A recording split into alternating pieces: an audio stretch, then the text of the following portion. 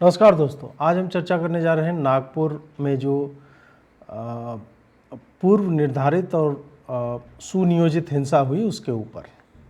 और कारण आप देखिए, कुछ भी बोल दिया जाएगा, नारा लगाया जा रहा था, उसने प्रोटेस्ट कर दिया, उसने भारत की जीत पे जश्न की यात्रा निकाल दी, पटाखे फोड़ दिए गए, फलाने के बारे में कुछ कह दिया गया, किताब का पन्ना फाड़ दिया, किताब का पन्ना नहीं फाड़ा तो उन्होंने धरती पे वो किताब की आयत त्रिभुज जो भी वर्ग और ये सब खींच करके उसको मिटा दिया, स्कोडा लहसुन, मतलब जो मन में आए कुछ भी बोल दो और वो पता नहीं क्यों जायज हो जाता है, वो सारा उचित हो जाता है कि आपने यदि कुछ बोला है, उसका नाम ना भी लिया हो तो हम तैयार बैठे हैं, हम भाई उकस जाएंगे। एक्चुअल में क्या हुआ वो कोई देखने नहीं जा रहा है कि ये हिंसा जो हुई जिस नाम पे कि कुरान की जो है वो आयतें, मतलब किसी ने कुरान जला दी, अफवाह ये फैली। पूछा गया भाई किसने जलाई, तो किसने पे कोई नहीं जानता, किसी ने जला दी। अब बात पूरी आ जाती है कि हमारा रिएक्शन जला देने पे है, हमारा रिएक्शन किसी ने को ढूंढने पर नहीं है कि भाई जिसने जलाई। यदि मतलब मैं बोल रहा हूं कि चलो तो तुम्हारा शरीयत जो कहता है हम उसी को मान लेते हैं, तो भाई जिसने जलाई उसको खोजो। 1 मिनट को मान लेते हैं कि उसको मार ही डालो तुम, तो एक व्यक्ति ने यह काम किया होगा ना। दंगे क्यों करते हो, दंगे क्यों करते हो, अनेक लोगों को क्यों मारते हो? तो उसका फिर आप थोड़ा सा मतलब एक लेयर नीचे जाने पे आपको समझ में आ जाएगा कि ना इस तरह की अफवाह कोई उड़ाता है, ना इस तरह का काम कोई करता है। और यदि एक्चुअल में आपको ऐसा घटित होता हुआ भी दिखे कि कहीं कुरान का डिसरिस्पेक्ट हुआ, तो उसके अंत में आपको एक मुसलमान ही खड़ा दिखेगा। याद कीजिए 2021 में या 22 में संभवतः बांग्लादेश में, वहाँ पे कोमिला है, वहाँ पे किसी ने हनुमान जी के पैर के नीचे कुरान रख दी और बाद में पता चला वो इस्माइल था, और उसको आधार बना करके बांग्लादेश में कई गांव को फूंक दिया गया, दंगे हुए, हिंदुओं को मारा गया। तो वस्तुतः मुसलमान जो है इस देश का, जिस तरह से हम इन घटनाओं को देखते आ रहे, जब मैं देश बोल रहा हूं तो आप इसमें वो अखंड भारत टाइप का ही मान लीजिए, उसमें पाकिस्तान आप रख लीजिए, उसमें बांग्लादेश रख लीजिए, वो किसी भी कारण से वो केवल और केवल अवसर की तलाश में है, क्योंकि उसने अपने घरों पे पत्थर इकट्ठे कर रखे हैं, उसके मस्जिदों के ऊपर पत्थर डले हुए हैं भाई। वो ये देख रहा है यार इस पे तो फंगस जम रहा है हमारे पत्थर पे, ये तो लाल हम ईंट लाए थे तोड़ करके, वो तो काली होती जा रही है, उस पे हरा रंग का, व्हाइट रंग का वो लाइचेन और पता नहीं क्या फंगाई, ये सब जो है वो जमता जा रहा है, इसका क्या करें जल्दी। तो जब कुछ कारण नहीं मिलता है तो मैन्युफैक्चर किए जाते हैं कारण। मैन्युफैक्चर होता है कि अरे अरे यार उसने, यार इस बार क्या बोले, वो तो हो गया, नुपुर शर्मा वाला भी हो गया कि उसने तो जो किताब में लिखा था वही बोला था तो क्लिप कटवान काट दिया। इस बार क्या बोल दे कुरान में आग लगा दी, हाँ ये वाला सही है। अब खोजते रहो किसने आग लगाई, कहाँ कुरान में आग लगाए गए, उसका राख भी कुछ तो मिले नहीं, बस कह दिया जाता है कि आग लगा दी गई। अब क्या है, नागपुर में जो हुआ है, हमारे पास 20-25 वीडियो है उसके, घटना के, प्रत्यक्षदर्शियों के, जिस तरह से आग लगाई गई उसके, मुसलमानों की नारेबाजी के, उसके बाद फिर पुलिस के, नेताओं के, मुख्यमंत्री के, पुलिस के हाईएस्ट रैंकिंग ऑफिशियल्स जो हैं उनमें से लोगों के, और बाकी जो मुसलमानों के स्टेक होल्डर्स, अपने आप को स्वघोषित स्टेक होल्डर्स या नेता जो मानते हैं उनके, इन सब के वीडियोज को लेकर के और बाकी जो समाचार है उसको लेकर के हम आज चर्चा करने जा रहे हैं। सबसे पहला आता है कि ये जो वायलेंस हुई है, वो घटना जो घटी, उसका स्केल क्या है, ये कैसे आया। तो एक कारण जो मतलब इमीडिएट रीजन जो मैंने बताया कि भाई कुरान में वो किसी ने आग लगा दी, बाद में वो रिफाइन होते होते पहुंचा कि नहीं, किसी कपड़े पे कोई आयत लिख करके उसको आग लगा दी गई। मतलब आप सोचिए कि हिंदू इतना कष्ट ले रहा है कि यार उसको कुरान कहीं से किताब मिल जाएगी, वो लिख करके आग लगा देगा। अगर वो कपड़े पे लिखेगा उसके आयत, हिंदू को वो आती है अरबी लिखने के लिए और उसके बाद उसको आग लगा देगा। आप सोचिए, इसी तरह के वैचित्रता से, मतलब वैचित्र से भरे हुए कारण जो है वो बताए जा रहे हैं। हम आपको कुछ वीडियो दिखाते हैं कि ये सब जो है आरंभ कैसे हुआ, कहां से हुआ है।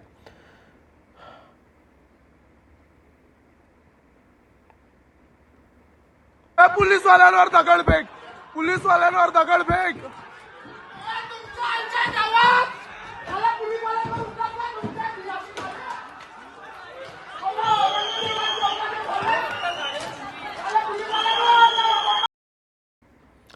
पुलिस वाला को देखा, बोला कि उधर पुलिस वाला जा रहा है, उसको मारो। मतलब टारगेट पे इसके कौन है?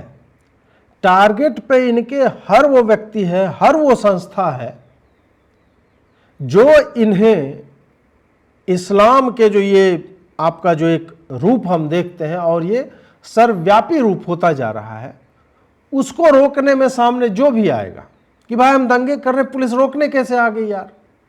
हमारा तो, हम मुस्लिम हैं, हमें तो मुल्ला मौलवी जो है हमें वो पढ़ा रहा है, हमें सिखा रहा है कि भाई दंगे जो है वो किस तरह से करने चाहिए, क्यों करने चाहिए। हमने मस्जिदों के ऊपर पत्थर रखे हुए हैं, याद है या नहीं? मतलब मस्जिदों के सर्विलांस जब होते हैं, ड्रोन जब भेजे जाते हैं, आपको मिल जाएंगे। दिल्ली दंगे इसका सबसे बड़ा जो उदाहरण है कि मस्जिदों के ऊपर रखे हुए थे और उस वक्त एनडीटीवी ने जो ड्रोन का फुटेज था उसको क्रॉप करके मस्जिद को हटा दिया, उसके छत पे पत्थर रखी हुई थी। अभी जो महू में जो वायलेंस हुआ है, भारत की जीत का उत्सव मनाते हुए लोग जो जा रहे थे, उसमें भी पत्थरबाजी हुई, उसमें भी कहा जा रहा है कि पत्थर जो स्टोर करके रखे हुए थे ये लोग। तो ये सारा कुछ, ये तो पहले से, और उसमें जो है पुलिस जो है आ रहे उनको रोकने के लिए बल प्रदर्शन कर रहे हैं, तो बोलते हैं अरे तुम कैसे आ सकते हो भाई?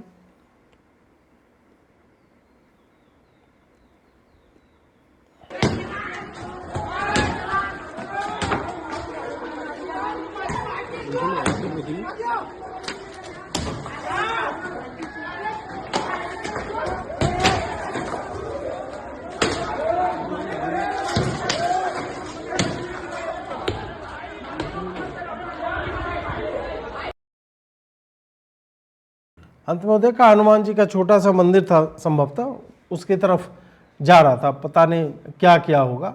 और बाकी जो है व्हीकल जितने रखे हुए थे उस पर हमले। व्हीकल्स पे तो भाई मतलब हम आपको सुनवाएंगे कि वहाँ पे जो रखे हुए थे, जिन चीज़ों को आग लगाया गया, सुबह में सुबह बोल रहा हूँ, सुबह का फुटेज है जब पूरा हो चुका था, रात का फुटेज है वो सब, उसमें चिन्हित किया गया था कि भैया हिंदुओं की ही गाड़ियों को आग लगाना है। इस पर एमएलए हैं वहाँ से, उन्होंने पूरा बयान दिया है, वो भी हम आपको सुनवाएंगे। और इससे याद आता है हमें वो बेंगलोर में जो डीजे हल्ली संभवतः था, वहाँ पे जो दंगे हुए थे, उसमें तो प्रॉपर निकाली गई थी संभवतः लिस्ट, मुसलमानों की गाड़ियाँ कौन कौन है, हिंदुओं की गाड़ियों में आग लगाई गई थी। वो पूरा दंगा भी आपको याद होगा, किस तरह से एक फर्जी सा व्हाट्सएप या उसका स्टेटस था इंस्टाग्राम पे, उसको आधार बना करके इन लोगों ने ये सारा किया था। अब एक और वीडियो है,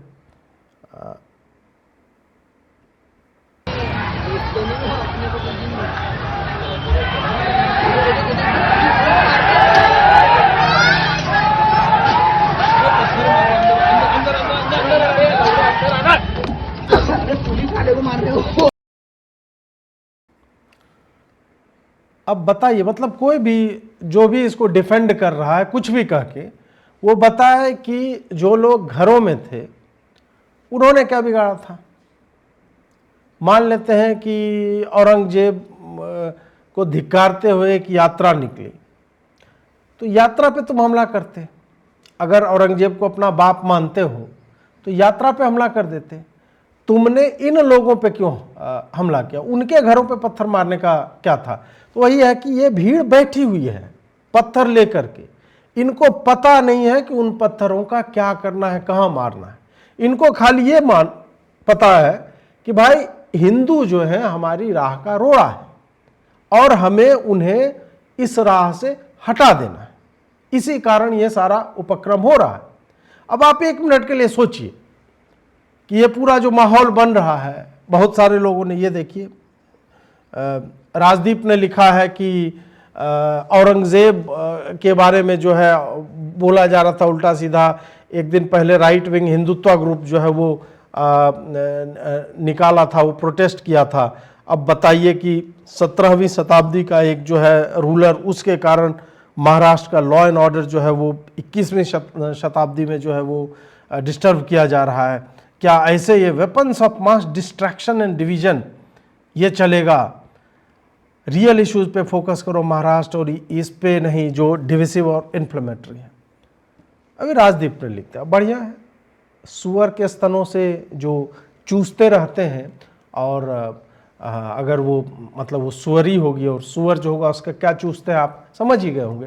तो राजदीप जैसे लोग मुंह में लेकर के और वो बेचारे लगे रहते हैं कि मैं क्या बोलूं, तो आधे ही मुंह से उनका निकल पाता है, आधे में तो चला जाता है।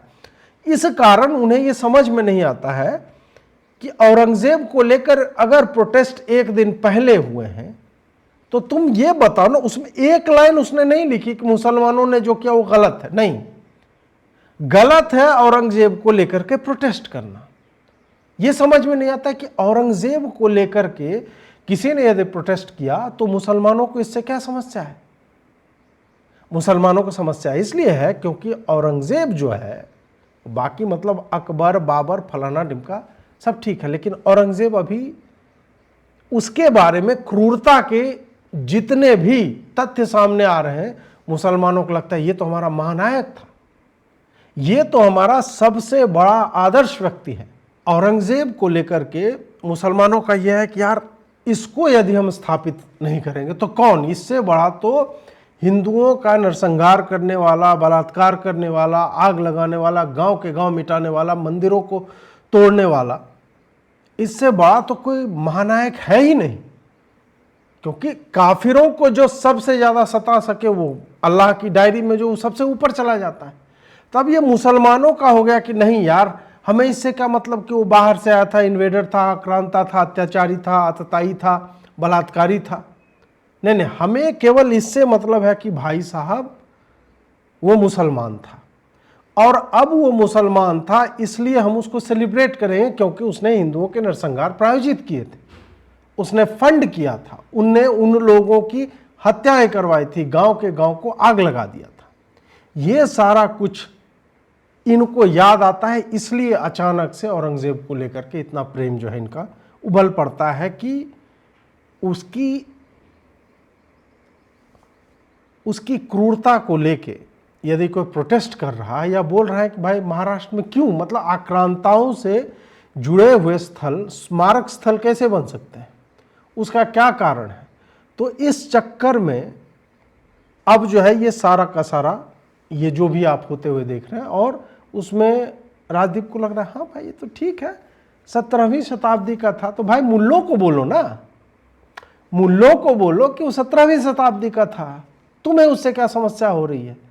नहीं, मुल्ले उकस जाए वो बड़ा बढ़िया है, वो बढ़िया है, वो आग लगा दे, लेकिन हिंदू जो है इस बात को रियलाइज करने के बाद कि हम आक्रांताओं की कब्र लेकर के, और उसको आपको पता है 6-6.5 लाख रुपया प्रति वर्ष उस कब्र पे जाता है, टैक्स पेयर का पैसा, और कांग्रेस ने उसको जो है वो ASI की लिस्ट में डाल रखा है, प्रोटेक्टेड मॉन्यूमेंट है। भारत में उस व्यक्ति के द्वारा उस व्यक्ति की कब्र को प्रोटेक्शन दिया जा रहा है जिसने भारत में सबसे अधिक डिस्ट्रक्शन फैलाया, और ये कांग्रेस करके गई। इस कारण से राजदीप जो है इस तरह के, राजदीप का तो आपको पता ही है कि मुंह में वो लेके बेचारा बैठा रहता है, तो वो करेगा क्या। अब MLA ने जो कहा वहाँ पे जो थे, अब व्हीकल का डैमेज का ये सब भी हम आपको दिखाएंगे, पहले MLA का सुनते हैं। ये बहुत सेंसिटिव जगह है। यदि शहर में कभी भी कुछ होता है तो पहले 10-20 पुलिस वाले इस चौराहे पे उखड़ रहते हैं। कल संजय सिंह नाम के एक पिया है, उनको यहाँ के नागरिकों ने 2-2 घंटे पहले फोन लगाए, 10 बजे से फोन लगाया। ये घटना 12-1-1:30 बजे हुई, कहीं बिजी होंगे, उनका फोन बंद था, कुछ मैंने खुद फोन लगाया था। फिर रात में ये जो मकान आपको सामने दिख रहा है, उस सौरभ से मैंने CP की कॉन्फ्रेंस पर बात कराई, उसके बाद आधे घंटे में पुलिस आई, तब तक ये सब खत्म हो गया। ये दीदी रेंगे थे मेरे बाजू में है, रो रही थी फोन पर। बाद में इनका फोन आया कि अभी पुलिस आई। जिन्होंने ये घटना की उनके सारे फोटो इनके DVR में सब है, ये सारे हम पुलिस को देंगे, सारे के सारे। और मुझे दुख के साथ कहना पड़ता है कि कल पुलिस यहाँ के नागरिकों के साथ, हिंदू नागरिकों के साथ नहीं थी। इसका कारण मुझे नहीं मालूम, लेकिन बहुत कम संख्या में थी। तो ये वेल प्लान घटना थी। मैं माननीय मुख्यमंत्री जी से भी अभी बात करूंगा। मैं आपको अभी पलटे आया हूँ। माननीय पालक मंत्री विशेष विमान से अभी 9 बजे पहुंच रहे हैं। यदि कार्रवाई नहीं होगी तो एक अगला कदम सारे हिंदुओं को भी उठाना पड़ेगा और वो मजबूर होंगे। बस इतना ही मैं आपके माध्यम से। ठीक है, और ये स्टेटमेंट सुन के आपको लगेगा कि नहीं यार ये विधायक तो उकसा रहा है। नहीं, विधायक जो है वस्तु स्थिति आपको बता रहा है हिंदुओं को, जो कि मैं आज ये जो मैं वीडियो बना रहा हूं इसका अंतिम मेरा हिस्सा यही है कि भाई पुलिस लेट ही पहुंचेगी, पुलिस कम ही पहुंचेगी, पुलिस नहीं भी पहुंचेगी, या पुलिस तब पहुंचेगी जब सब कुछ हो चुका होगा। आप फोन करते रहोगे, आपको बचाने कोई नहीं आएगा। तो ये जो आउटसोर्सिंग जो है ना, अपनी वैयक्तिक सुरक्षा का या सामाजिक सुरक्षा का दायित्व तो आप पुलिस पे मत दीजिए। पुलिस सारी की सारी भी उतर जाए तो पुलिस का देखिए कमिश्नर ने क्या बोला है। कमिश्नर ने बोला कि अभी पीसफुल है और नियंत्रण में है और 50 लोगों को हमने जो है कस्टडी में लिया है जिन्होंने पब्लिक प्रॉपर्टी को क्षति पहुंचाई है। 33 पुलिस के लोग कर्मचारी जो है वो आहत हुए हैं। इस पूरे इंसिडेंट में इंजर्ड बताए जा रहे हैं। पुलिस ने अच्छा काम किया है। हम जो है सबको हम वो पकड़ेंगे और कर्फ्यू लगा दिया गया। पुलिस का ये हाल है। उनके अपने 33 लोग जो इंजर्ड हैं वो बता रहे हैं कि हमें मार दिया गया। तो इसी कारण मैं कहता हूं कि एमएलए बोल रहा है आपका कि भाई प्रशासन कुछ कर दे तो बहुत बढ़िया है, और यदि प्रशासन ने कुछ नहीं किया तो भी तो मुझे ऐसे ही जनप्रतिनिधि चाहिए जो एक्चुअल में लोगों को समाधान बता सके। ये नहीं कि नहीं नहीं ये जो है दोनों हम लोग जो है एक साथ मिलके रहते आए हैं और ये अमन चैन का वातावरण हो रहा है और रूह अफ़ज़ा हमें जो है रामनवमी में और कांवड़ यात्रा में पिलाते हैं मुसलमान भाई, और ऐसा पहले नागपुर में पहले ऐसा नहीं। भाई ये सब मतलब ये हमें चूरन फकवाना बंद करो। हमें समझ में आता है हर ऐसा दंगा जब होता है तो हमें समझ में आता है क्यों हो रहा है, और नेताओं को नेता टाइप के बयान नहीं देने चाहिए, खास करके वो जो अपना भविष्य तलाश रहे हैं। ये उसी तरह से है कि आपका वो जो मॉक इंटरव्यू होता है या एक्चुअल भी इंटरव्यू होता है यूपीएससी वालों का, नहीं नहीं मैं ये जॉब इसलिए करना चाहता हूँ, मुझे समाज की सेवा करनी है और एक कलेक्टर या एक एसपी के रूप में आप डायरेक्ट जो है चेंजेस ला सकते हैं। फिर उसको बोलता है सड़ी के तू सच सच बता, जो कोचिंग वालों ने तुझे जो सिखाया नहीं वो बता। तो वो बताता नहीं है। वो जब बन जाता है उसके बाद वो पैसे कमाने के चक्कर में लगा रहता है। वो कर रहा है सेवा अपने हिसाब से। तो उसी तरह नेताओं को ये जो है ना लिखा हुआ कि क्या बोला जाए क्या बोला जाए, हाँ बहुत हम लोग जो है अमन चैन से रहते हैं और बहुत बढ़िया है फलाना ढिमका, ये यही सब बोल देते हैं। यही सब जो ये चलताऊ बयानबाजी है वो नेताओं को करने से बचना चाहिए।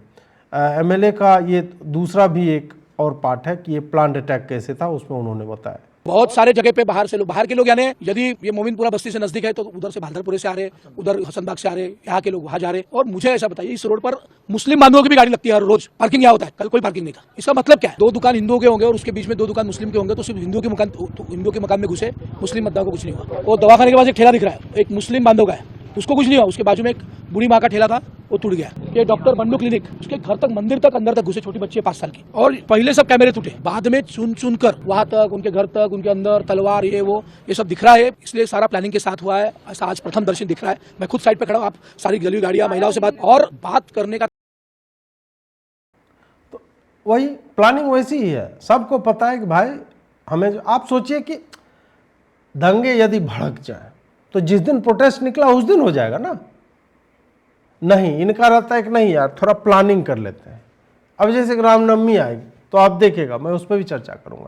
तो इनका पहले से रहता है ना ये यार प्रोटेस्ट हो गया तो बाकी चीज तो जमा रखते ही हैं, पत्थर तलवार तीर धनुष जो भी होता है इनका वो तो रखना ही इनको। ये घर में रखा रहता है कि वो भाई घर में खाने को हो या ना हो, कांटा चम्मच हो या ना हो, यार तलवार बर्छी और ये भाला कटार ये सब लेकर के रखो, अपना ऐसे ही रखो।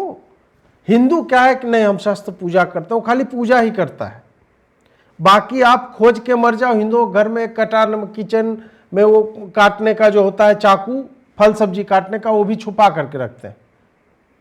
वो भी पता नहीं वो ऐसे की जगह ऐसे मारना उनको आता है कि नहीं। यहाँ पे है कि नहीं पहले से रखा हुआ है कि यार अच्छा प्रोटेस्ट हो गया तो क्या किया जाए, तुरंत एक व्हाट्सएप ग्रुप बनेगा और बता दिया जाएगा हमें क्या करना है। व्हाट्सएप ग्रुप में बता दिया जाएगा कि भाई कल जो है आग लगाएंगे पार्किंग में, अपनी अपनी गाड़ी जो है वो भीतर में रखना या इधर उधर कहीं और पार्क करना, इस पूरे रो में हम कर देंगे। आप सोचिए कि ठेला तक, ठेला मान लीजिए कि मुसलमान का बगल में था, तोड़ ही देता, लेकिन नहीं, मुसलमान भाई का ठेला वो नहीं तोड़ेंगे। ये बताता है कि इनकी जो है, और अभी बात हो रही थी मेरी, तो बोला नहीं नहीं सर ये प्लानिंग क्या होगा। तो मैंने बोला कि नहीं भाई ये प्लानिंग है, ऑब्वियसली इतना पत्थर बिना प्लानिंग के नहीं आता है। बोला नहीं ये तो नॉर्मल है ना उनके लिए, मतलब प्लानिंग और बढ़िया से, जैसे दिल्ली दंगों में हुई थी। तो आप सोचिए कि अब हम और आप ये मान करके चल चुके हैं कि जो इनकी तुरंत वाली होती है ना कि कल प्रोटेस्ट हुआ तो आज दंगा करेंगे, तो उसमें वो थोड़ी सी तुरंत अच्छा जो है घर में इधर असला बारूद जो भी है वो लेकर के आ जाओ, थोड़ा गाड़ी में आग लगा देंगे, मतलब थोड़ा सा दिखा देना, और बड़े वाला जो है वो बाद में करेंगे। इस चक्कर में जो है वो लगे रहते हैं, और फिर जो है आपको इस तरह दिखता है कि मोमेंटरली जो है वो सारा कार बाइक अपना जो हटा लेना है। और हिंदुओं का जो है यही दिल्ली राइट्स में थे, गोकुलपुरी में, मोहनपुरी है उसमें, चांदबाग में, मौजपुरा में, सब जगहों पे चिन्हित किया हुआ था क्रॉस मार के कि ये मुसलमान का, इसको छोड़ देना है, दवाई का दुकान, हिंदू का उसमें आग लगा दो। ये हुआ है। अब देखिए कि डैमेज का स्तर आप देखिए कि किस तरह का है।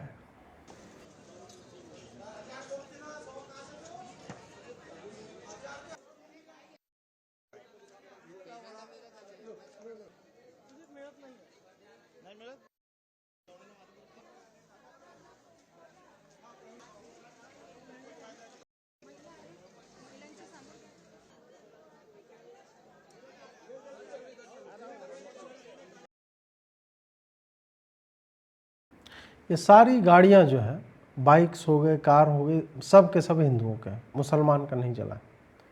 और जब मैं ये बोल रहा हूं तो हो सकता है एक दो गाड़ी जो है ये अपने घर तक घसीट के ले आए होंगे, उसका वो एक टोपी पहन लेगा सफ़ेद चमचमाता हुआ, मैं तो रोज़ा रखे हुए था, मुझे तो पता भी नहीं था, मैं शाम की नमाज पढ़ के घर आया और अपने बच्चों के साथ जो है सहरी कर रहा था, और अचानक से जय श्री राम के नारे लगाते, औरंगजेब मुर्दाबाद करते हुए एक भीड़ आ गई और उन्होंने जो है वो आग लगा दिया। मैंने किस्तों पे ये स्कूटर ख़रीदा था और उसमें आग लगा दिया। अब मेरे पास कुछ भी नहीं बचा, इसी से मैं डिलीवर करने जाता था, यही मेरी रोजी रोटी का एकमात्र साधन था।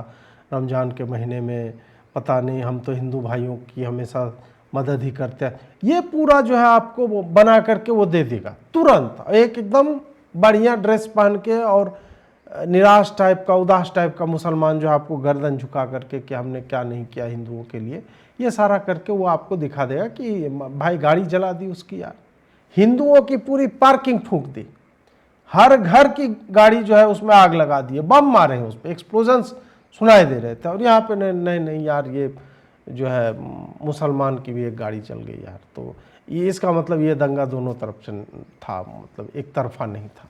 ये सुनने के लिए आप तैयार रहिए।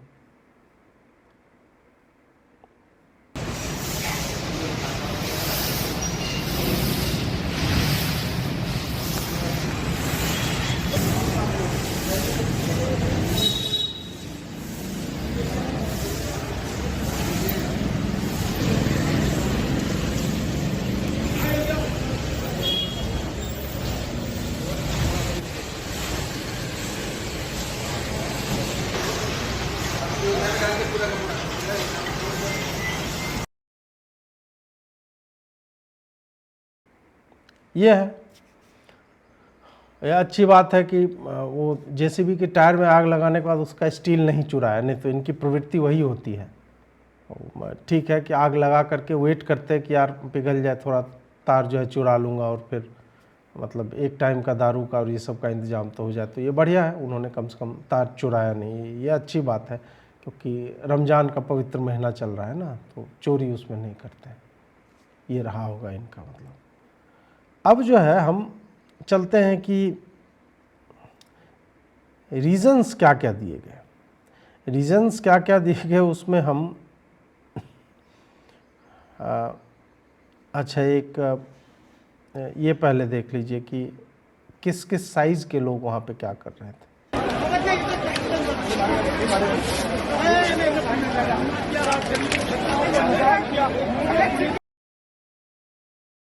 इसी साइज के बच्चे, अरे यार मतलब यार इंटर्नशिप तो आपको करनी पड़ेगी ना, इंटर्नशिप भी आवश्यक है कि ऐसे क्या बिना एक्सपीरियंस के आप जो है बड़े दंगों में कैसे आप काम करोगे। छोटे दंगे में इंटर्नशिप करवाया जाए, पत्थर मार दो, आग लगा दो थोड़ा सा, भाई वो कहते हैं ना वो फिल्मों में नथ तुड़वाना, तो ये वही है, वो नथ तुड़वा रहा है बेचारा अपना एकदम बढ़िया कि नहीं यार, वो बताएगा, वो ब्रैग करेगा कि तेरा पहला दंगा क्या था यार, बोला 2025 में नागपुर में जो हुआ था ना, सिर्फ मैंने 3 गाड़ियाँ फूकी थी और ऐसे करके पुलिस भी मुझे उठा के ले गई। ये हो जाता है उनका वो मतलब ब्रैगिंग राइट्स, कह रहे ऐसे कैसे आते। तेरा मेरा तो यार पहला गुजरात में था और उसके कुछ दिन के बाद फिर मैं इधर आया था, तो फिर मैंने दिल्ली में जो है वो पूरा का पूरा क्या था। तो ये उनका होता है, ये कन्वर्सेशन उनका होता होगा कि हिंदुओं को कहाँ कहाँ किस किस तरह से उन्होंने मारा काटा है। अब चलते हैं मॉब जो है, अच्छा वो नारेबाजी किस तरह के कर रहे थे उस पर हम थोड़ी चर्चा करेंगे। सबसे पहले ये है कि रीजंस क्या क्या दिए गए। कुरान का रीज़न कि कुरान की आयत जो है वो मतलब कुरान जो है उसको जला दिया गया, किसी ने ऐसा कहा। पूछा सुदर्शन वालों ने कहा मतलब किसने जलाया होगा बताओ, कब सुनाए पड़ा रीजन, तो नहीं हमें पता चला है। तो ये हौज काजी चांदनी चौक में एक जगह है, 2019 में वहाँ पे संभवतः यदि मैं सही हूँ तो दंगे हुए थे। 2019 में दंगे कैसे हुए थे कि वहाँ पे अचानक से 19 या 20 में ध्यान नहीं है मुझे, वहाँ पे एक अफवाह उड़ाई गई कि यार मुसलमान को लिंच कर दिया है हिंदुओं ने। अब कोई खोजने नहीं गया कि लिंच कहाँ पे हुआ, किस मुसलमान को कर दिया, मतलब छोटा सा एरिया, एक गली मात्र है। और आप सोचिए कि उसमें किसी ने वो सीधा बोला कि अब जो है अब हिंदुओं को मारो काटो, तलवार लेके घूम रहे हैं सड़कों पे, छतों से पत्थरबाजी कर रहे हैं, मंदिर जो थे तोड़ दिया गया, एक लड़के को, हिंदू लड़का जो उसको बंधक बना के गायब कर दिया गया, वो बाद में बहुत दिन के बाद मिलता है। ये सारा कुछ था। तो अफवाह मतलब कुछ भी बोल करके निकल जाना है, किसने कहा। अब क्या है इसमें, क्या है कि वो चिन्हित कर लेंगे यदि या एक्चुअल में, तो चलो उसकी तो लिंचिंग कर देंगे, उसको मार देंगे, ये हम और आप सब जानते हैं। आज नहीं मारेंगे, यदि उसकी आइडेंटिटी पता चल जाए तो कन्हैया लाल बन जाएगा, कमलेश तिवारी बन जाएगा, उमेश कोल्हे बन जाएगा, वो कोई ना कोई ऐसा हिंदू बन जाएगा कि उसको 6 साल बाद 10 साल बाद मारेंगे तो मारेंगे। अगर पता चल जाए, पता चल जाता है तो पिन पॉइंटेड एग्जीक्यूशन होता है मुसलमानों का। पता नहीं चलता है या पता नहीं चलने देना है तब दंगे होते हैं, क्योंकि एक्चुअल में उनको भी पता है कि ऐसा कुछ नहीं हुआ है, तो वो दंगे करते हैं। पता चल जाए तो वैयक्तिक होगा, पता नहीं चले तो सामूहिक रेट्रिब्यूशन जो है वो होता है कि भाई हिंदुओं ने कुरान को, पहले रमेश कुरान जला रहा था, मान लीजिए यदि जलाया है, तो अब क्या है, रमेश हट गया, हिंदू कुरान जला रहा है, और हिंदू कुरान जला रहा है तो पूरा हिंदू धर्म और उसको मानने वाले लोग जो है इनके फायरिंग रेंज में आ जाते हैं कि नहीं भाई हिंदुओं ने कुरान जलाई। अब उस पर हिंदुओं ने मोहम्मद के बारे में ये बोल दिया, हिंदुओं ने आयशा के बारे में ये बोल दिया, हिंदुओं ने मस्जिद के ऊपर चांद तारा के बारे में कुछ भी बोल करके हिंदू ने बोला है, किसने बोला है, nobody wants to know about it. बस यार कुरान पे ऐसे कैसे, कुरान पे निकलो बे, पत्थर निकालो, तलवार कटार जो निकाल करके चलो, वो नहीं होगा। वो पता चले कि नहीं है तो फिर मतलब ये फेल हो जाएगा रीजन। लोग पूछने लगे किसने किया तो बोलेंगे नहीं नहीं नहीं। और औरंगजेब के बारे में बताइए। औरंगजेब टोपी सिला करता था, उसने मंदिर बनवाए थे, मंदिर के जीर्णोद्धार में उसने पैसा दिया था, गंगा जमुनी तहजीब हुआ करती थी औरंगजेब के टाइम में। हम जो है बर्दाश्त नहीं करेंगे। एम्परर थे, वो राजा थे, यहाँ के शासक थे और हमारे अपने थे, और उस वक्त जो है इस तरह का हो रहा है तो we are not going to tolerate it. ये सारा कुछ चल रहा है वहाँ पे। तो अब क्या है कि ये पूरा का पूरा आप देखोगे तो आपको समझ में आ जाएगा कि वस्तुतः इनका फोकस कोई एक कारण पे रहता ही नहीं है। अलग अलग लोग अलग अलग कारण बताएंगे, कुछ भी उकसा दिया। छावा का प्रोपेगेंडा चल रहा था, छावा में ये बोल दिया गया, छावा में वो बोल दिया गया था, तो ऐसे हम बर्दाश्त नहीं कर सकते। छावा में प्रोपेगेंडा चलाया गया, औरंगजेब बुरा था। एक्चुअल में ये रीजन भी बोला गया है कि छावा फिल्म में औरंगजेब के बारे में बोला गया, उससे जो है हिंदू जो है वो औरंगजेब के बारे में उल्टा सीधा लिखने लगे हैं और ये हमें बुरा लग रहा है। तो बुरा लग रहा है, तुम बढ़िया लिखो। नहीं, तुम समझे नहीं, हमें कुछ भी बुरा लगता है हम दंगे करते हैं, हमें बुरा लगे हम दंगे कर देंगे यार, मतलब हम अच्छा, और ये इतना हमारे पास कहाँ टाइम है कि हम लिखें बोले, ना ना ऐसे नहीं, हमें बुरा लगे हम दंगे कर देंगे, हमें कविता अच्छी नहीं लगी तुम्हारी, हम तुम्हारे देह में आग लगा देंगे। मुसलमान का ये अप्रोच होता है, जो आपको नागपुर ही नहीं हर जगह पे आपको देखने को अभी तक मिल रहा है। उकसा दिया गया, डीजे बजा के जा रहे थे, मस्जिद के आगे जो है नारेबाजी कर दी गई, रंग का बूंद जो है वो डाल दिया गया हमारे ऊपर, पटाखा फोड़ दिया।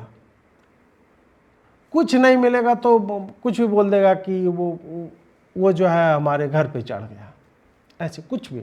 उससे पहले वो क्या कर रहा था, नहीं, गोपाल मिश्रा को जो मारा, ये नहीं बताएगा कि दुर्गा जी की प्रतिमा को खंडित कर दिया, उसका हाथ तोड़ दिया।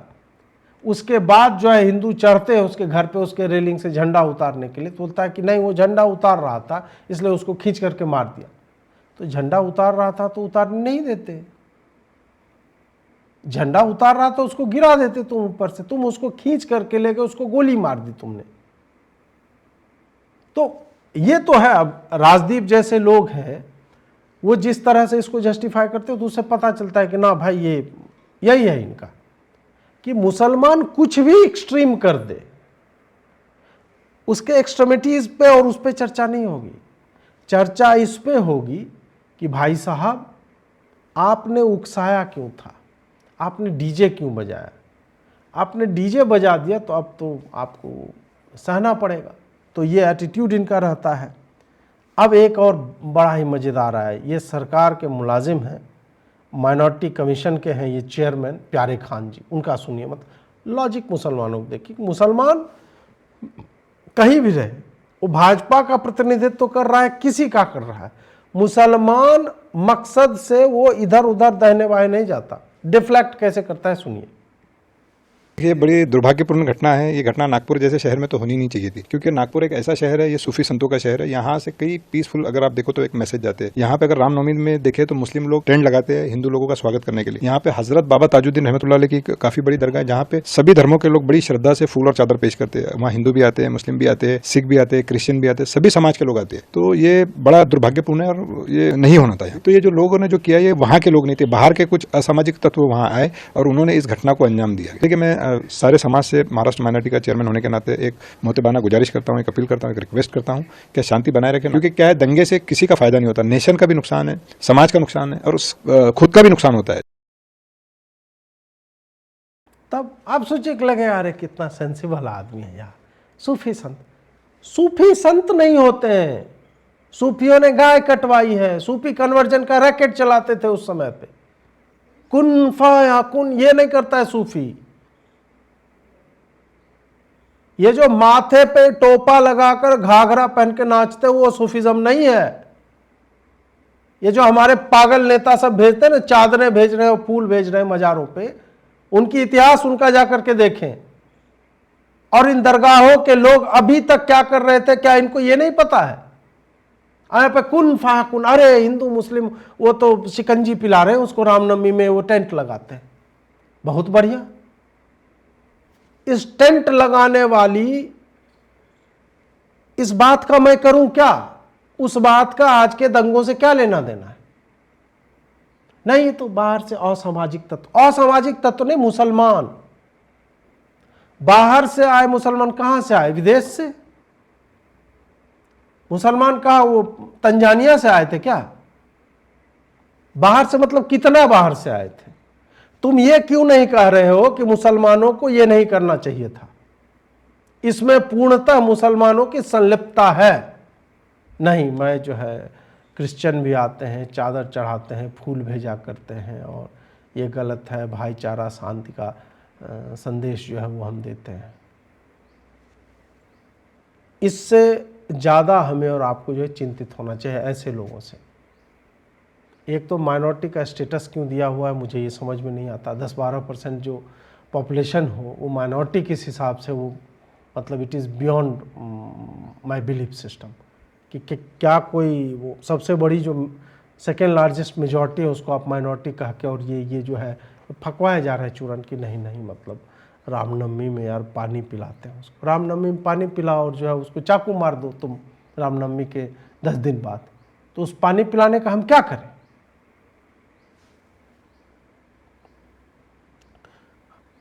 अब बात करते हैं कि असली कारण है क्या।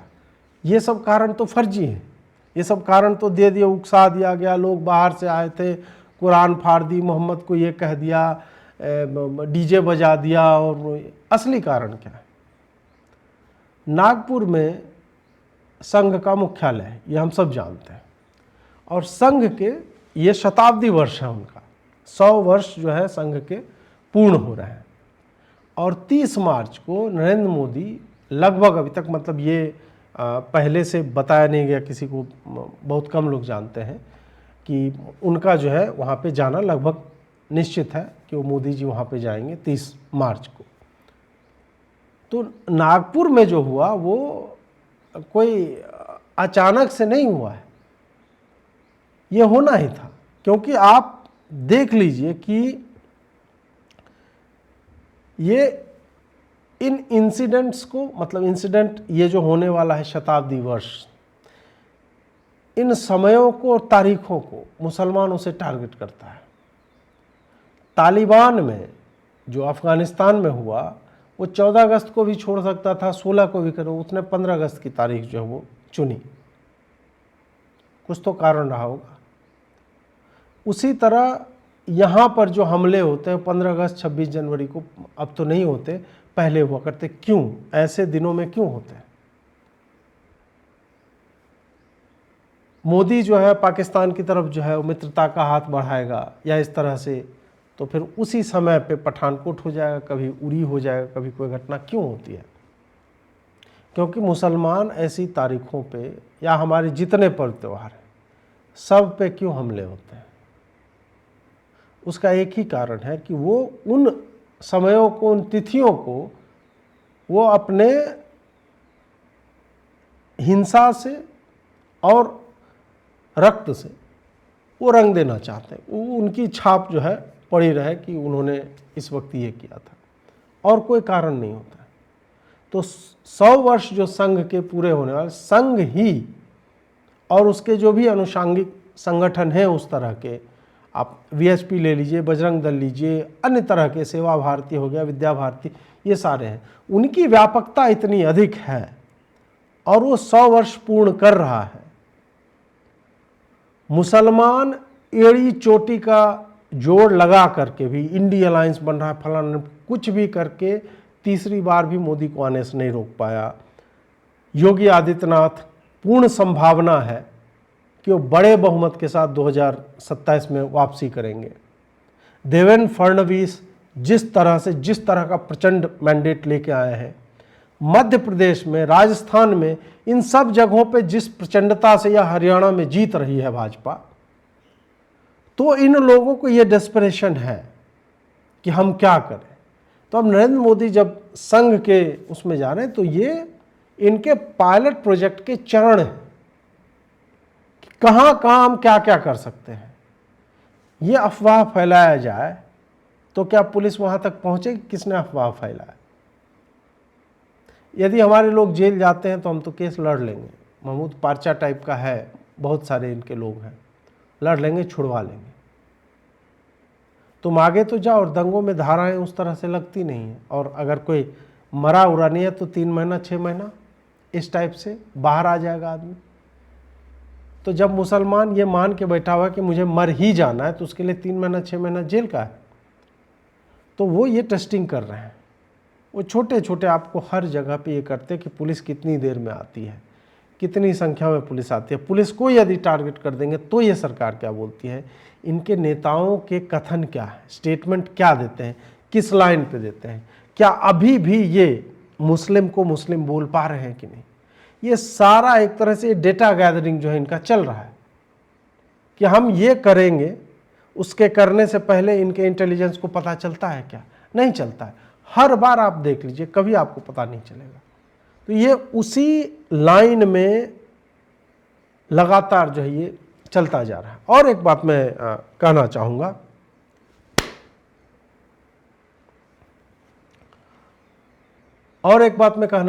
कि अभी रामनवमी जो है 6 अप्रैल को संभवतः है। पिछले रामनवमी को जो चुनाव के बीच में पड़ रहा था, उस वक्त हमने देखा कि कहीं कोई एक खाली गुजरात में कहीं एक पत्थरबाजी की घटना हुई थी, अन्यत्र कहीं नहीं हुई थी। और उसका चुनाव के बीच में ना होना बताता है कि उससे पहले जितनी बार होते हैं सब के सब प्लान होते हैं, उनको करना ही है। क्योंकि वो चुनाव में इसलिए नहीं करते हैं कि ध्रुवीकरण होगा, उसका लाभ कौन ले जाएगा, भाजपा। तो वो समझदार है कि मुझे कब दंगे करने हैं, किस वर्ष करने हैं, कब करने हैं।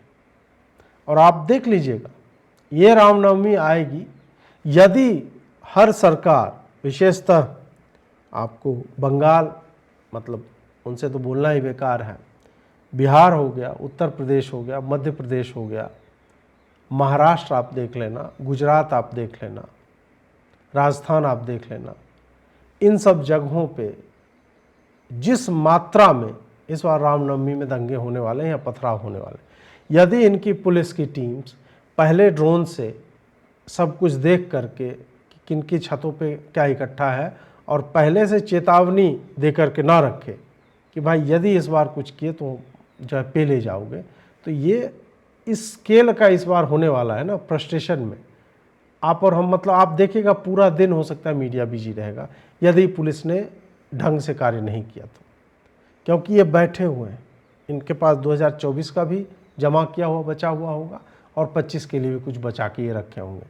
तो ये मैं बोल रहा हूँ, ये आप मार्क करके रख लेना। अब हम कुछ पॉलिटिकल रिएक्शंस जो है आपको सुनवाना चाहते हैं। एक तो इनका था फडणवीस का, जिसने विधानसभा में ये बताया है कि प्रोटेस्ट हुए, उसके बाद फिर फर्जी का रूमर जो है वो फैलाया गया और मुख्यमंत्री ने ये बोला है कि ये देखने से लगता है कि सुनियोजित ये षड्यंत्र था। पुलिस पे जिस तरह से हमले हुए, जिस तरह के ये वेपन्स लेकर के आए हुए थे, जिस तरह से इन्होंने आग लगाया चिन्हित करके घरों को, तो वो पूरा का पूरा जो है पहले से तैयारी करके ये लोग बैठे हुए थे। तो मुख्यमंत्री तो ये मानते हैं कि प्रथम दृष्टया तो ये लग रहा है कि ये पूरा का पूरा अटैक जो है वो सुनियोजित था, प्री प्लान्ड था। अब उसके बाद अबू आजमी को तो निलंबित कर दिया है, दोबारा ऐसी नौबत ना आए, ऐसा काम हो ना। देखो, जनता की भावना हमारे राजा के प्रति, छत्रपति संभाजी महाराज के प्रति बहुत ही गंभीर है और इसलिए उन्होंने जो आंदोलन किया है वो आंदोलन जायज है। उनके मन में जो है हमारे राजा के प्रति प्रेम भावना है और औरंगजेब के प्रति जो देशद्रोही है उसके प्रति गुस्सा है। सर, काफी पुलिस पे हमला हुआ है, सोची समझी साजिश। देखिए, ये पुलिस पर हमला करना, पेट्रोल बम फेंकना, पत्थर फेंकना, हथियार से हमला करना, पुलिस के ऊपर हमला करना, फायर ब्रिगेड के ऊपर हमला करना, ये सोची समझी साजिश है और इसीलिए जो सोची समझी साजिश से कानून व्यवस्था बिगाड़ने की कोशिश करेगा, कानून जो भी हाथ में लेगा उसको बख्शा नहीं जाएगा। तो इन्होंने भी, मतलब जो भी लोग हैं वो ये सरकार के लोग ये मान रहे हैं और उसके पीछे एक कारण है। कारण यह है कि लंबे समय के बाद औरंगजेब को लेकर के एक चर्चा आरंभ हुई है और चूंकि उसकी कब्र जो है उसी नगर में है जहाँ पे छत्रपति संभाजी महाराज की, मतलब उनकी समाधि है और उनकी हत्या जहाँ पे हुई थी, तो फिर उसको लेकर के छावा फिल्म आने के बाद एक चर्चा आरंभ हो गई है और ये उचित चर्चा है कि भाई हटाओ कब्र को। मैंने तो जैसा कि कल भी कहा था कि कब्र को हटाना नहीं चाहिए, मतलब कब्र रहने दीजिए, हाँ खोद करके अस्थि वस्ते उसको कहीं नाली में या एसिड वेसिड डाल करके नष्ट करो, नाली में डाल दो, या नाली से हमारी नदियाँ दूषित हो जाएंगी, छोड़िए किसी समुद्र में जा करके फेंक देना चाहिए। एक तो ये हो। दूसरा यह है कि उस स्थान को घेरो मत दीवारों से, उसको तोड़ करके मुक्त कीजिए, उसको मुक्त कीजिए। वहाँ पे गाय गधे सुअर कुत्ता जो भी है वह मूत्र त्यागे। मानवों को भी यह अनुमति होनी चाहिए कि मतलब उसको आप छोड़ दो अबैंडन करके, कि ऐसे लोगों की जो दुर्गति होनी चाहिए वैसी हो। शौचालय बना दो, मूत्रालय बना दो, जो भी हमारे या आपके उपयोग की वस्तुएं नहीं हैं, चाहे वो इस्लामी आक्रांताओं के समय की हो या फिर अंग्रेज़ों के समय की। रेल का पटरी है, ठीक है, हम यूज कर रहे हैं, हमें ज़रूरत है तो हम यूज करेंगे। इसके अलावा मतलब जो भी ऐसी चीज़ है जिसका हम उपयोग नहीं कर रहे हैं, जो खाली देखने के लिए, उसको ध्वस्त कर देना चाहिए, या फिर उसको सार्वजनिक शौचालय मूत्रालय जो है वो बना देना चाहिए। मेरा तो यह है। तो कब्र खोदने और ये सब का उतना नहीं, बट हाँ दीवार उबार तोड़िए, 6.5 लाख रुपया पब्लिक एक्सचेकर का वो जो है उस पर खर्चा नहीं होना चाहिए, मेरा पूरी तरह से ये मानना है। और ये जो बता रहे थे ना शिंदे कि इन्होंने फायर ब्रिगेड की गाड़ियों और ये सब पे भी हमला, फायर ऑफिसर की बात आप सुनिए। अभी बहुत विकट है, मतलब अलग ही टाइप की हो गई है यहाँ पे। एक तरफ पब्लिक है और एक तरफ प्रशासन उनसे निपटने में पूरी मतलब तैयारी में लगा हुआ है। लेकिन हमारे 2 जेसीबी जले यहाँ पे, एक को हमने कंट्रोल किया है और एक आगे जल रहा है, उसमें हम जा नहीं सकते क्योंकि वहाँ पे इतना पब्लिक है कि हमारी गाड़ी वहाँ तक पहुँच नहीं सकती। दिक्कत ये आ रही है कि उन लोग उधर से पत्थर मार रहे हैं, उससे जवान जख्मी हो रहा है। हमारा एक जवान जख्मी भी हुआ है। क्या नाम है उसका? कपिल पारवे। उसको सर पे लगा और पैर के ऊपर लगाया कुछ। इसने कहा कुछ लोगों ने तलवार भी मारने की कोशिश की है। हाँ वो तो है, तलवार वगैरह लेके आए लोग, इसलिए तो हम भी अपने आप को सुरक्षित महसूस नहीं कर रहे यहाँ पे। उसका कहना है कि राड लगी करके मेरे को, तलवार रहती तो पैर ही कट जाता, राड लगी बोल रहा था सर। वो है ना वो जवान यहाँ पे। सर आपका नाम बताइए। सैयद शौकत अली। फायर ऑफिसर मुसलमान है और वो बता रहा है कि उसके टीम के लोगों पे कोई रॉड मार रहा है, तलवार लेके लोग जो है घूम रहे हैं, इनकी गाड़ियों को उधर घुसने नहीं दिया जा रहा है। पता है मुसलमान है।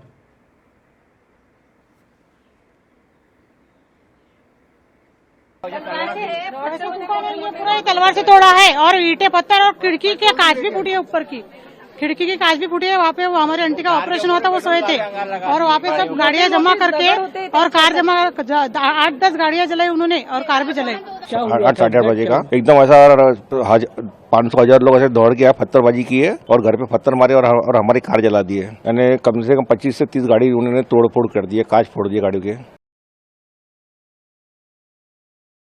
सिविलियंस जो है वो बता रहे थे। अब आप सुनिए ओवैसी ने क्या बोला है।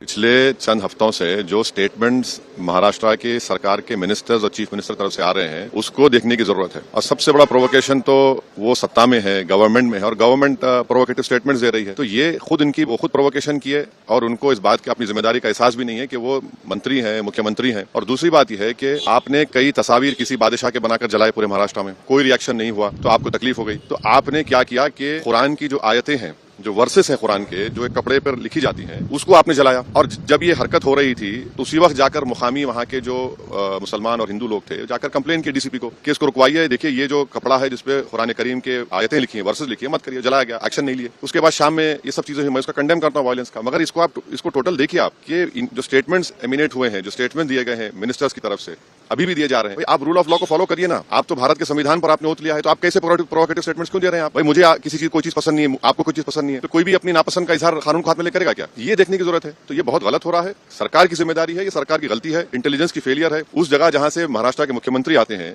और ये जो वायलेंस हुआ है हमारे केंद्रीय मंत्री के घर के करीब है पूरा। ये कितना बढ़िया से बोल दिया कि भाई ये मतलब आपको कोई चीज़ नापसंद है तो आप कानून हाथ में, तो भाई ये मुसलमानों को बोलो ना, ये किसको बोल रहे हो? नापसंद है तो आदमी बोल के ही जाहिर करेगा कि, और सार्वभौमिक सत्य है औरंगजेब क्या था। वो ऐसा नहीं है कि मुझे जो है गोभी पसंद नहीं है, तुम्हें आलू पसंद नहीं है और तुम्हें टमाटर पसंद नहीं है। औरंगजेब किसी को पसंद कैसे आ सकता है? किसी को बलात्कारी व्यक्ति कैसे पसंद आ सकता है? किसी को मतलब मॉरली ट्रेचरस, घटिया और नीच आदमी था।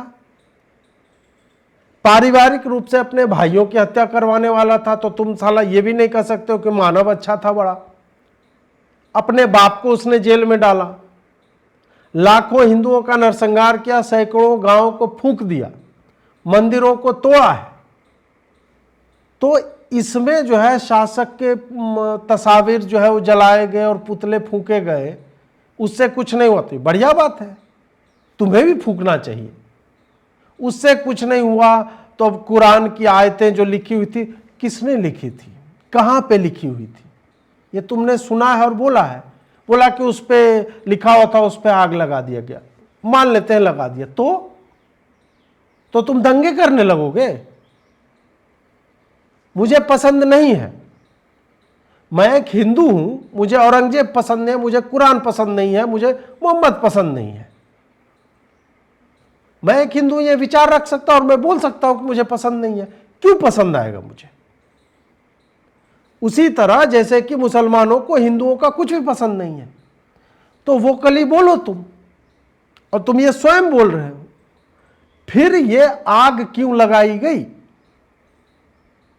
तो ओवैसी जो है कि मैं वायलेंस को ऑब्वियसली कंडेम करता हूं। डू यू सच में करते हो क्या कंडेम? 15 मिनट वाली बात तुमने कितनी बार दोहराई है? तो तुम वायलेंस को कंडेम करते हो या तुम वायलेंस को कंडोन करते हो? तुम चाहते हो कि मैं ये जो बोल रहा हूं, इस तरह से बोल रहा हूं, ये आगे तक जाए। तुम चाहते हो कि ये बड़ी कंट्रोवर्सी बने, या फिर मैं जो बोल रहा हूं उससे बाकी मुसलमान जो बोले कि हाँ भाई कुरान वो लिख करके यार आग लगा दिया, तो तुम भी लिख के आग लगा दो। तुम भी लिख करके जहां जो चीज में मन करता है आग लगा दो। आग लगाया किसी ने तुम्हारी आयत में, तुम भी किसी श्लोक लिखो कोई सा भी, उसमें आग लगा लो। लेकिन नहीं, तुम समझे नहीं, वहां एक आदमी ये काम कर रहा था। अब हम पूरे कम्युनिटी को जो है टारगेट करेंगे।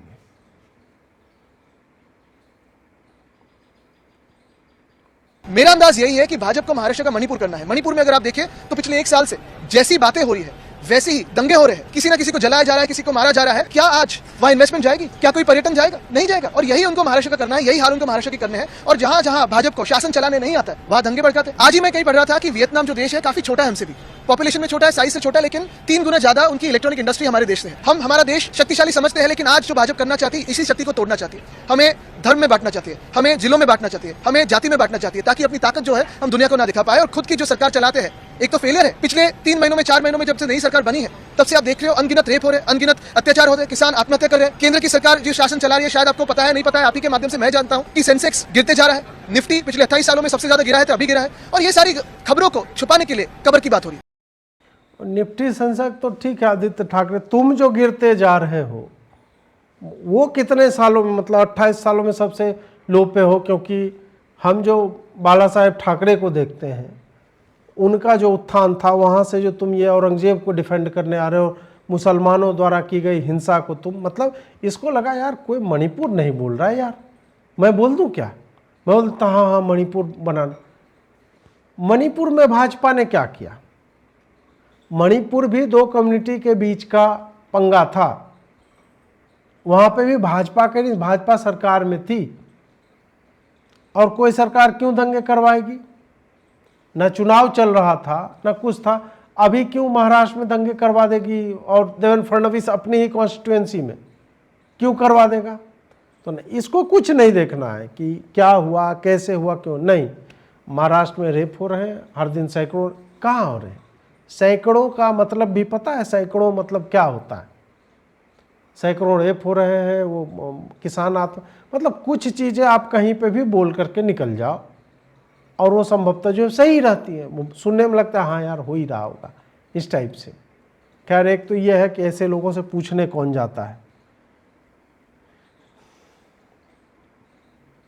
नागपुर आरएसएस का गढ़ है, आरएसएस का हेडक्वार्टर मुख्यालय नागपुर में है। वहाँ मोहन राव भागवत जी बैठते हैं, प्रखर हिंदुत्व का कुंभा वहाँ बैठते हैं। वहाँ देवेंद्र जी का चुनाव क्षेत्र है, वहाँ दंगे कौन करेगा, किसकी हिम्मत है। गृह मंत्री देवेंद्र फडणवीस जी है, मुख्यमंत्री देवेंद्र जी है, वहाँ भारतीय जनता पार्टी के प्रदेशाध्यक्ष बावनकुळे नागपुर से है और 4 मंत्री आसपास है। कोई हिम्मत कर सकता है? उनकी गैंग होगी, उनके लोग होंगे दंगा कराने वाले। ये एक नया पैटर्न है हिंदुओं को डराने का, हिंदुओं को ऊपर अपने लोगों से हमला करवाने का, हिंदुओं को भड़काने का और दंगा में उसको लाना है। ये तो चल रहा है औरंगजेब के नाम से एक भय और डर पैदा कर रहे हैं। ये महाराष्ट्र को और देश को खत्म करने जा रहे हैं। अगर देवेंद्र जी फडणवीस में दम है तो जो दंगेखोर है ना उनको मखौका लगाइए। औरंगजेब की कब्र की बात आप करते हो, क्यों उखाड़ने की बात करते हो आप? हम क्या कर सेवा करेंगे, क्या जरूरत है? जब बाबरी के लिए हमने कर सेवा की थी तो कांग्रेस की सरकार थी, राष्ट्रपति कांग्रेस के थे, प्रधानमंत्री कांग्रेस के थे। अब तो आपकी सरकार है ना महाराष्ट्र में और दिल्ली में, तो कर सेवा की जरूरत क्या है? जाओ मोदी जी के पास, एक आदेश निकालो और सीपीडब्ल्यूडी के लोग जो है, केंद्रीय लोक निर्माण जो कहते हैं ना, सीपीडब्ल्यूडी पीडब्ल्यूडी, उनके लोगों को बोला जाओ तोड़ो, हिम्मत है तो आप तोड़ो ना। आप क्यों जाते हो? आप इतनी मशक्कत क्यों कर रहे हो भाई? 4 लोग जाइए, नरेंद्र मोदी जी, देवेंद्र फडणवीस, अजित पवार, एकनाथ शिंदे, वहां जाओ, क्या बोलता है उसको, फावड़ा बिवड़ा लेकर जाइए। अंतिम में तो ठीक ही बोला एक तरह से कि इन लोग को जाना चाहिए, सरकार को, मतलब ये सब नहीं। और लेकिन स्टार्ट में जो बोला था कि भाजपा के लोग खुद ही कर रहे हैं, हिंदू खुद ही कर रहे हैं, अब बोलने में लाज भी नहीं, मतलब होता है ना कि एक पैसा लजा जाओ थोड़ा सा कि यार मैं ये क्या बोल रहा हूँ, ये नहीं, मैं संजय राउत हूँ, मैं कुछ भी बोल सकता हूँ। ये लोग खुद ही अपने लोग, कितना बढ़िया है कि मतलब हिंदू जो है मुसलमान में पहले कन्वर्ट हुआ, मतलब संजय राउत हो सकता है उस हिसाब से बोल रहे होंगे कि 200 साल पहले कन्वर्ट जो हुए, 100 साल पहले जो कन्वर्ट हुए, तो हिंदू ही है ना, तो हिंदू ही कर रहा है एक तरह से हिंदुओं के ऊपर हमला। और कन्वर्ट हुआ इसलिए था कि भाजपा को आगे जा कर के वो मदद कर सके, तो संजय राउत है ये, तो सर, जिस तरीके से कल दंगे भड़के नागपुर में और लगातार इस बात को कह भी रहे थे कि इस तरह की घटना हो सकती है अगर इस तरह का कॉल दिया गया है, तो आपको क्या लगता है क्या वजह रही होगी इसके पीछे? नहीं, वजह तो मैं जानता नहीं हूँ, ये तो अंडर इन्वेस्टिगेशन इशू है। काफी लोगों को हिरासत में लिया गया है, जान माल का नुकसान तो हुआ है, वहाँ पर जितना नुकसान हुआ है तो मैं समझता हूँ कि इसके ऊपर तहकीकात करके जो भी जिम्मेदार लोग इसके लिए उसके ऊपर कार्रवाई होनी चाहिए। सर, शिवसेना का आज एक सामना में आया है आर्टिकल, उसमें कहा है कि जो मराठास का विजय का मनाने का ये एक जगह थी, क्योंकि औरंगजेब को मराठाओं पर विजय मिली थी, अब उसको हटाने की बात गलत है, मतलब उसको हटाना नहीं चाहिए। और यही देखिए, मैं उस विवाद में जाना नहीं चाहता हूँ। औरंगजेब की क्रूरता, औरंगजेब का उस वक्त का एडमिनिस्ट्रेशन, प्रशासन, इतिहास में सभी चीजें लिखी गई है, पर आज इसमें जाकर मतलब क्या है, जो चीजें इतिहास में हो गई है उसको आज उठाकर उससे लोगों को नुकसान पहुंचाना ये उचित नहीं है। मैं समझता हूँ तहकीकात पुलिस करने के बाद में सच्चाई सामने आएगी, इसके लिए जो भी जिम्मेदार है उस पर कानूनी कार्रवाई। आप कह रहे हैं इतिहास से छेड़छाड़ नहीं होनी चाहिए। ये है पूर्व कांग्रेसी हैं, तो बेचारे का कांग्रेसी वो जो है वो निकल नहीं पा रहा है इनका कि नहीं भाई ठीक है, इतिहास छेड़ने से क्या होगा, है कितना बढ़िया है। खैर, अब हम वीडियो के अंतिम 2 बिंदुओं पे हैं कि हर कोई भी चीज़ जो है इसका कारण हो सकती है, लेकिन इस्लामिस्ट जो होगा वो मुसलमान उसका कारण नहीं होता है दंगों का कभी भी। जो मैंने बोला कि डीजे बजा दिया, किताब जला दिया, नारे लगाए, भारत की जीत का जो है वो जश्न मना रहा है, इनके नारे सुने आपने? इनके नारे, जो एक नारा जो ये लेकर के आए थे वो यहाँ का नारा नहीं है, वो पाकिस्तान से आया है। पाकिस्तान का एक मुल्ला है कोई रिजवी करके, उसका नारा है। सुनिए पहले, उसके बाद हम चर्चा करेंगे।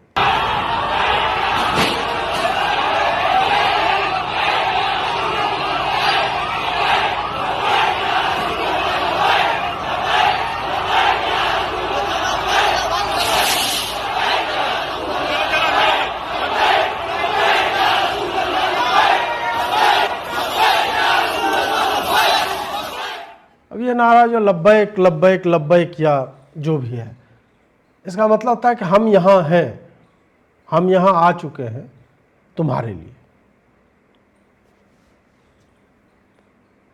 ये नारा पाकिस्तान से आया है। और भारतीय संदर्भ में आप देखिए, जैसे एक नारा है आज़ादी।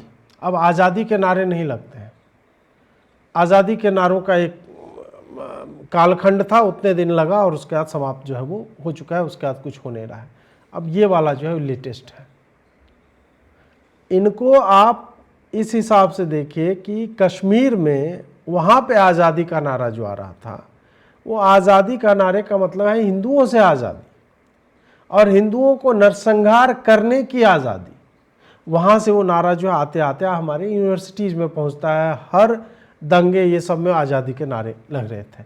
अब मुसलमानों का नया नारा है लब्बैक, कि हम यहाँ आ चुके हैं हिंदुओं का नरसंहार करने के लिए। वो पूरा नारा यही है, सुनाए हमें लब्बैक लब्बैक लब्बैक या फलाना ढिमका, वो है। फलाना ढिमका के मतलब उसका पूरा तात्पर्य ये है कि हम यहाँ आ गए हैं हिंदुओं के नरसंहार के लिए। वो नारा पाकिस्तान से भारत में, ये कोई मजहबी नारा नहीं है, ये नारा प्रॉपर जेनोसाइड का है। और उसको अब मेन स्ट्रीम जो है ये लारेब हाशमी करके एक था, वो भी लब्बैक लब्बैक ही बोल रहा था। उसने रील वील बनाया था और एक बस ड्राइवर को या किसी को काट दिया था उसने। तो ये छोटी छोटी चीज़ें हैं, मतलब इन नारों को कौन लगा रहा है इसको हमें मिस नहीं करना चाहिए कि उसका पूरा पर्पस क्या है। और अंत में मैं हिंदुओं से एक जो है वो अपील करना चाहता हूं कि इन परिस्थितियों में सरकार कुछ नहीं कर सकती है।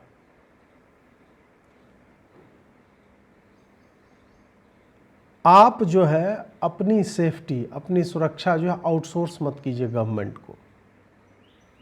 गवर्नमेंट ना तो कैपेबल है और ना ही ऐसा दिखता है कि उनकी कोई मंशा है इन सब चीज़ों को वो शांत कर सके। क्योंकि सरकारों को, और मूलतः भाजपा सरकार, मतलब दूसरी सरकार रहेगी वो तो होने देगी, उससे उनका हित सत्ता है, और भाजपा का अपना हित इससे सत्ता है कि भाई दंगे वंगे होते रहे, चर्चा होगा, हिंदू डरा रहेगा, तब तो हमें वोट करेगा। इस कारण से भले उनका हाथ नहीं होता इसमें, लेकिन वो आपकी सहायता के लिए नहीं आएंगे। नहीं तो पुलिस चाह ले तो इस तरह की कोई भी घटना घटित नहीं होगी। इंटेलिजेंस का इनपुट, सोशल मीडिया की मॉनिटरिंग हर तरह से होती है। और जहाँ पे औरंगजेब का निकला तो क्या पुलिस को तैयारी नहीं करनी चाहिए थी? करनी चाहिए थी, उन्होंने नहीं किया। क्योंकि अभी औरंगजेब को लेकर के ये हुआ, अब और हम और आप इस पर चिंतन करेंगे, हम और आप इसका विश्लेषण करेंगे, तो इससे किसको राजनीतिक रूप से लाभ पहुंचेगा?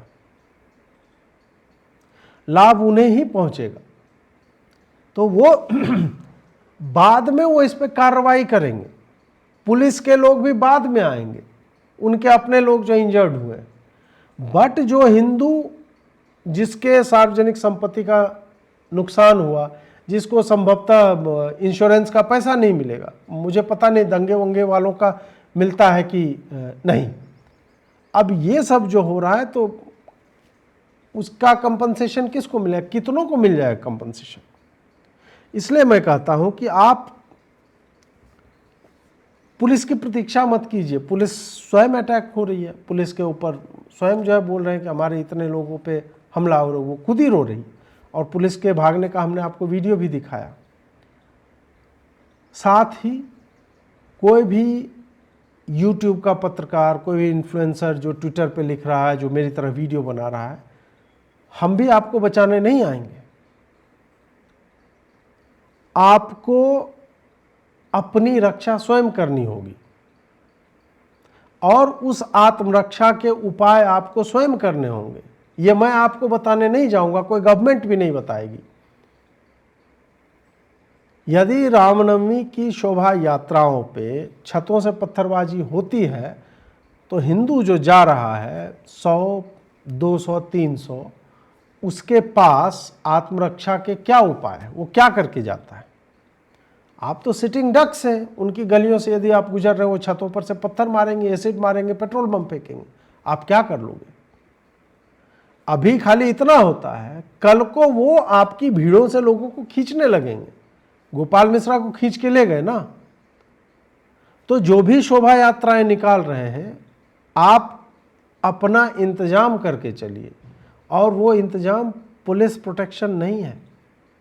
पुलिस कुछ नहीं करती है। गोपाल मिश्रा वाले कांड में एक्चुअल में बहराइच संभवतः था ना, उसमें पुलिस ने हिंदुओं को बैठा लिया वहीं पे कि आप यहाँ से आगे नहीं जा सकते।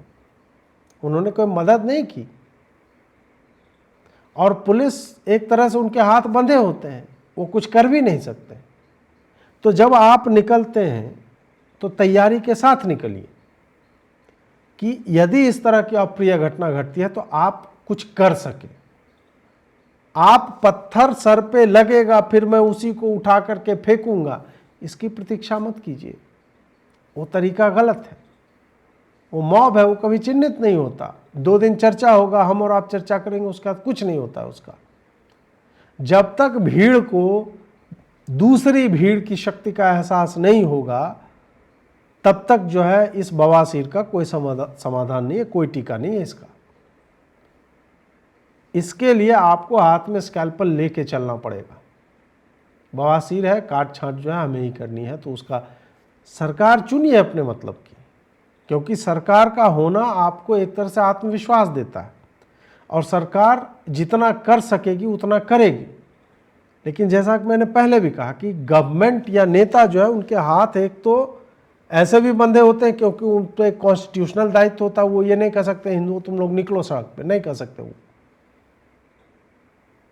उनको यही स्टेटमेंट देना पड़ेगा कि दंगाइयों को छोड़ा नहीं जाएगा, पुलिस अपना काम कर रही है, शांति व्यवस्था बनाए रखे, वो यही बोल सकते हैं। आप सरकारें चुनिए लेकिन उन पे विश्वास मत कीजिए कि वो आएंगे आपको बचाने के लिए, नहीं। इसके लिए आप समझ लीजिए कि वो राजनीति करने आए हैं, वो सत्ता में पहुँचे, उनको सत्ता में बने रहना है। उसके लिए वो अपनी छवि को क्षति पहुंचाने का कोई भी कार्य नहीं करेंगे। तो यही अपील है मेरी आप सबसे, विनती है कि अपनी सुरक्षा दूसरों के हवाले मत कीजिए, ये आपको स्वयं ही करना है। चाहे नागपुर हो, बहराइच हो, डीजे हल्ली हो, चाहे मतलब सहारनपुर हो, शाहजहांपुर हो, कोई भी ऐसी जगह हो जहाँ पे इस तरह के हमले होते हैं, it all comes down to you the individual, जो कि उस रैली में, उस शोभा यात्रा में, उस जुलूस में, उस उत्सव में एक पार्टिसिपेंट है। आप जब वहाँ जा रहे हो तो कम से कम इतना आपके भीतर जो है क्षमता होनी चाहिए कि आपके ऊपर अगर पेट्रोल बम फेंका जाए तो उसका प्रत्युत्तर आप किस चीज़ से देंगे, कैसे देंगे। और वो प्रत्युत्तर नारेबाजी नहीं है, वो प्रत्युत्तर नहीं हम पुलिस को बोल देंगे, ये भी नहीं है। ये उपाय आपको स्वयं ही करना होगा। आज हम प्रश्नोत्तर नहीं करेंगे क्योंकि समय का अभाव है। जाते जाते ये कहना चाहूँगा, लाइक करें, शेयर करें, सब्सक्राइब करें, और यदि आप हमारा सहयोग करना चाहते हैं तो इन नंबरों के माध्यम से जो आपके स्क्रीन पे हैं उससे कर सकते हैं। विदेश के मित्र पेट्रियन, पेपाल के माध्यम से हमारा सहयोग कर सकते हैं। जुड़ने के लिए बहुत बहुत आभार। नमस्कार।